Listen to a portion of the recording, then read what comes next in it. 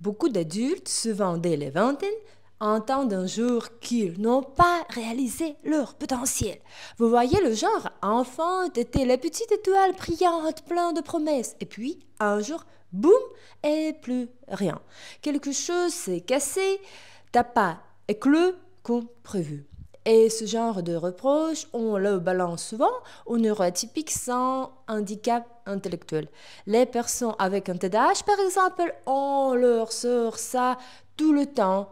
Et les autistes, surtout celles et ceux qui ont peu besoin de soutien, même chose. Surtout quand le diagnostic est arrivé tard ou jamais.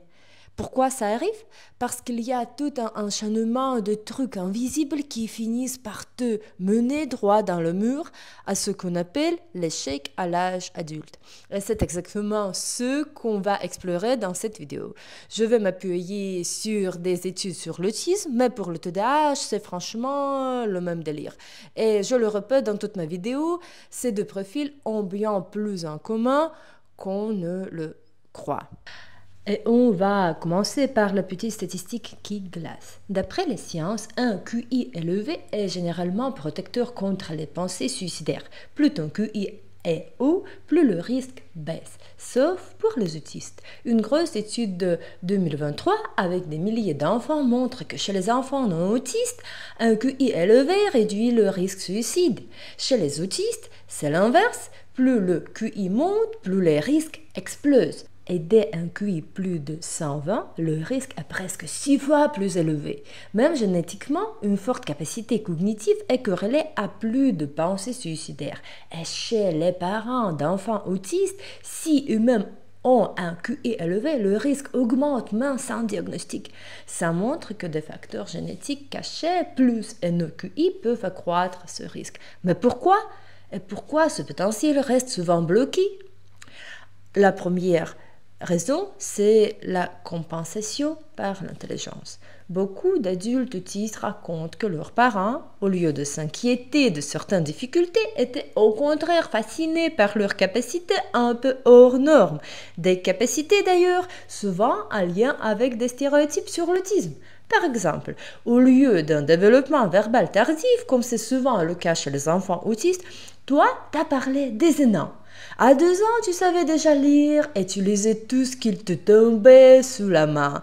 À la maternelle, on te mettait en avant à chaque fête ou événement. Et tes parents étaient juste émerveillés. Quel enfant brillant! Ton obsession pour un sujet précis était aussi valorisée. Et résultat, à l'extérieur, l'image était complètement déséquilibrée. Tes super capacités étaient admirées et toutes tes difficultés étaient ignorées. Mais c'était quoi ces difficultés? Bien sûr, premièrement, c'est le problème de communication. Mais non, c'est pas le problème, t'es juste timide. La régulation émotionnelle, un peu trop sensible, c'est tout. L'attention, les difficultés sensorielles. On n'en parlait même pas tant que tu brillais à l'école et dans les activités extrascolaires. Mais toi, en tant qu'enfant autiste, c'est super pouvoir t'aider surtout à compenser intellectuellement. Tu repérais les schémas dans le comportement des autres, tu les mémorisais et tu apprenais à cacher tes galères sociales comme une pro du camouflage. Et une étude de 2018 l'a montré. Les personnes avec de fortes capacités de compensation avaient un moyen un QI plus élevé, des fonctions exécutives plus efficaces, mais elles déclaraient aussi plus d'anxiété. Et surtout, leur capacité à bien compenser ne veut pas dire qu'elles ont un autisme léger. Elles vivent simplement les choses plus en interne. Autrement dit, ce que tu gagnes en haut niveau dès l'enfance, tu le paies très cher. Parce que tu comprends vite que tu es différente. Et avec ton cerveau ultra analytique, tu tires des conclusions. Faut que je le cache, faut que j'apprenne à faire comme les autres, faut que je comprenne leur code, même si j'y comprends rien intuitivement. Et ça, forcément, ça met une pression de dingue. Pas seulement celle des autres, la tienne aussi. Celle que tu te mets toute seule parce que t'as pigé très tôt que t'avais intérêt à rentrer dans le moule. Et si t'étais moyenne partout, peut-être qu'on t'aurait laissé tranquille. Mais quand tu promets, tout change. On te colle direct à un autre niveau d'exigence. Et si en plus t'es du genre anxieuse, perfectionniste, ultra sensible, comme plein de filles avec TDAH ou des profils sensoriels intenses, alors là, c'est toi-même qui te fous une barre inaccessible. C'est exactement ce qui m'est arrivé. J'étais hyperlexique. J'ai appris à lire toute seule, très tôt, je parlais non-stop, j'harcelais tout le monde avec mon bavardage, j'ai passé les tests d'entrée à l'école avec le score le plus haut, et j'étais la fierté de ma mère et de ma grand-mère. Et en plus, j'étais super forte en calcul mental, je kiffais les chiffres, et oui, j'ai appris plus tard que c'est un des signes de l'hyperlexie aussi incroyable.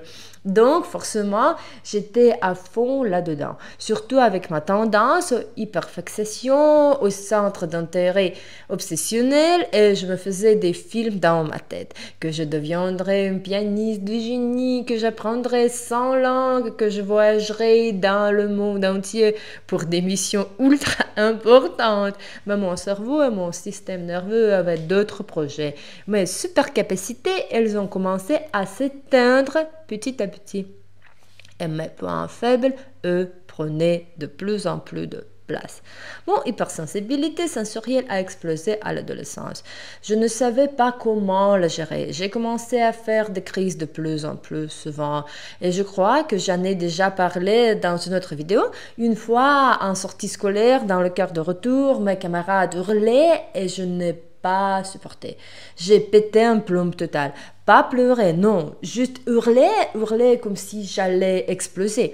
Et j'avais envie de détruire tout autour de moi.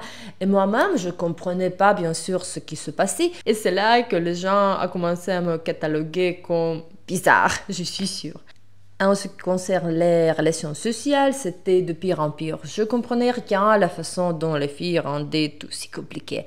Et le combo TDAH plus autisme, il me cramait le cerveau. Je perdais tout. Ok, perdre des affaires, c'est classique TDAH. Mais moi, je foirais aussi tous les tests. Que ce soit à l'école ou en concours, je bossais bien, je connaissais la matière par cœur, mais au moment de corriger, j'avais plein d'erreurs et des réponses que j'étais persuadée de ne jamais avoir cochées.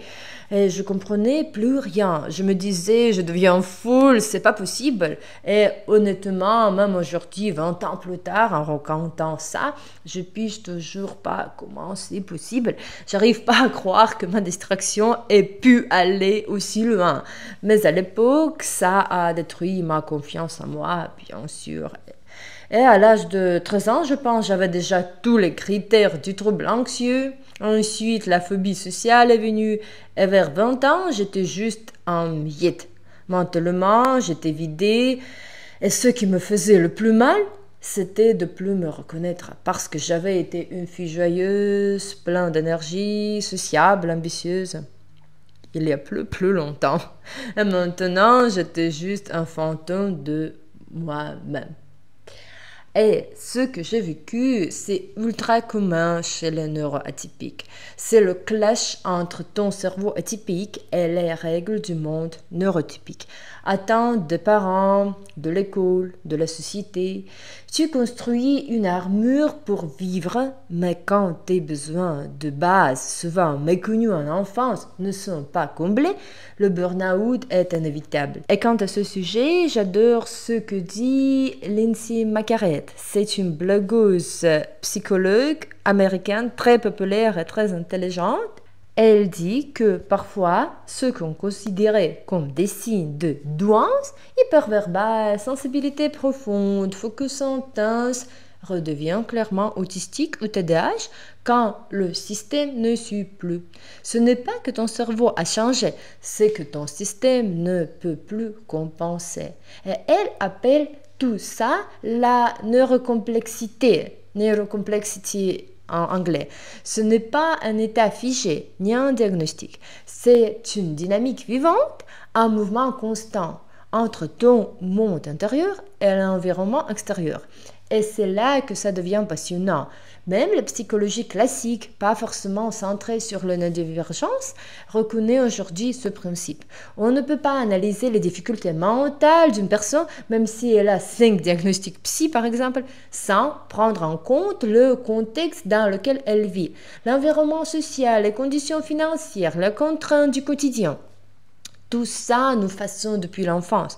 Alors forcément, à l'âge adulte, on est tout et toutes très différents, même si on partage un même diagnostic. Et c'est exactement pour ça qu'il faut arrêter de raisonner en cases figées. Ce qu'il faut, c'est construire un portrait neurologique personnel, les repères et les points d'appui, les zones de fragilité et proposer un accompagnement qui colle à la réalité de chacun. Alors, ce fameux effondrement, à l'âge adulte, il ne sort pas de nulle part. C'est le résultat logique d'une vie passée dans un monde qui n'est pas fait pour ton fonctionnement neurologique. Un monde qui ne comprend ni ton système nerveux, ni ton cerveau, ni ta perception sensorielle. Alors oui, même si tu t'en es à peu près sorti jusqu'ici, à un moment, ça craque. Et là, le manque de diagnostic fait toute la différence. Pas juste un papier officiel ou une case dans un dossier médical, mais une vraie compréhension de ton profil, de ce que tu vis, de pourquoi tu réagis comme ça, pourquoi tu sembles étrange et bizarre, pourquoi tu t'effondres à certains moments. Et ici, je veux partager ce que racontent les thérapeutes de l'Institut Star aux États-Unis. C'est un centre spécialisé dans les troubles sensoriels qui accompagne justement les adultes neurodivergents. Et ce qu'ils voient, c'est des gens qui débarquent après des années d'errance. Ils ont vu des dizaines de spécialistes, reçu une collection de diagnostics, troubles anxieux, dépression, bipolarité, mais rien n'explique ce qu'ils vivent vraiment. Et puis, un jour, on leur parle d'hypersensibilité sensorielle. Et là, c'est le déclic. Mais c'est ça, c'est moi, enfin, tout s'explique. Et ça n'annule pas les autres diagnostics, bien sûr, mais ça ajoute la pièce manquante du puzzle. Et ça change tout. Tout d'un coup, le tableau devient cohérent. Quand on suit le fil entre ces bébés hypersensibles et les adultes qu'ils deviennent, on remarque un moment clé. C'est l'adolescence. C'est là que les surcharges sensorielles commencent à se mêler à des troubles psy. Et ça touche surtout les enfants sensibles, brillants, compensés, solides. Beaucoup développent déjà une anxiété sévère à 12 ou 13 ans. Mais sans les bons mots, sans soutien, ils entrent dans la vie adulte avec une avalanche de diagnostics. Et ce sentiment lancinant, il y a un truc qui cloche chez moi. Ce qui se passe, c'est que les particularités sensorielles de l'enfance se transforment en symptômes psychologiques à l'âge adulte. Et du coup, on les traite comme des cas psy, mais on oublie un truc fondamental. L'invisibilité va toujours avec l'autonomie. Un adulte peut éviter ce qui le dérange. Un enfant, non. Un adulte ne sait même pas toujours pourquoi il évite certains lieux ou sons, mais il les évite. Alors que les enfants, eux, sont exposés malgré eux. Des cours de récré bruyants, des jouets qu'on leur colle sous le nez, des frères et sœurs qui crient dans leurs oreilles. Chez les adultes, ça donne autre chose. Ils sortent moins, ils évitent les lieux bruyants ou lumineux, et là, le focus se déplace. On parle de comportements problématiques, et on finit chez un psy. Mais la cause profonde, elle reste ignorée. Et c'est pas que pour l'hypersensibilité sensorielle. Ce parcours-là, il vaut pour toute forme de neurodivergence.